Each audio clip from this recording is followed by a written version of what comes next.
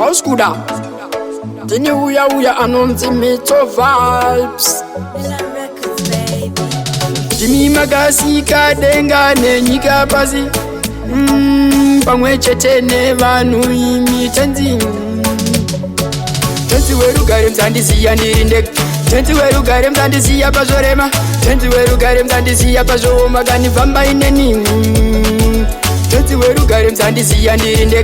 Tenzi weru gare mzandisi ya pazorema Tenzi weru gare mzandisi ya pazo magani vamba ineni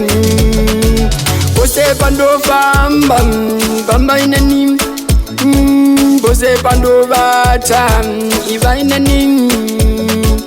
Tenzi weru gare mzandisi ya nirinde gam Tenzi weru gare mzandisi ya pazorema Tenzi weru gare mzandisi ya pazo magani vamba ineni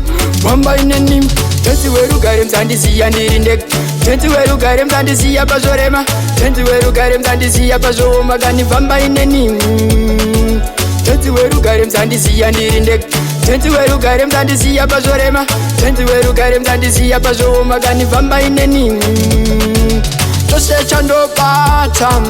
na chive chinobva kwa muri Tenzi weru gare mwariwe madzimambo Jimmy Magasi kadenga ne nyika pasi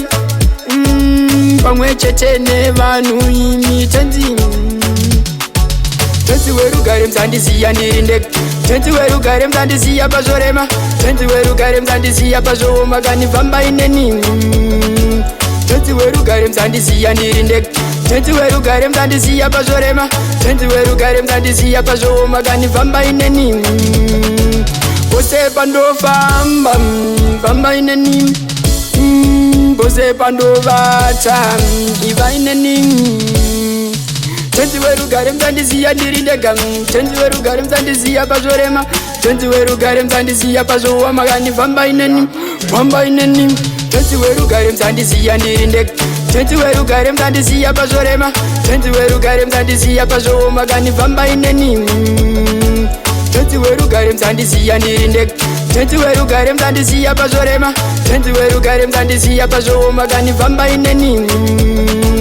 Tenzi weru gare mzandisi ya nirinde Tenzi weru gare mzandisi ya pazorema Tenzi weru gare mzandisi ya pazo magani vamba ineni Tenzi weru gare mzandisi ya nirinde Tenzi weru gare mzandisi ya pazorema Tenzi weru gare mzandisi ya pazo magani vamba ineni Tenzi weru gare mzandisi ya nirinde Tenzi weru gare mzandisi ya pazorema Tenzi weru gare mzandisi ya pazo magani vamba ineni Tenzi weru gare mzandisi ya nirinde Tenzi weru gare mzandisi ya pazorema Tenzi weru gare mzandisi ya pazo magani vamba ineni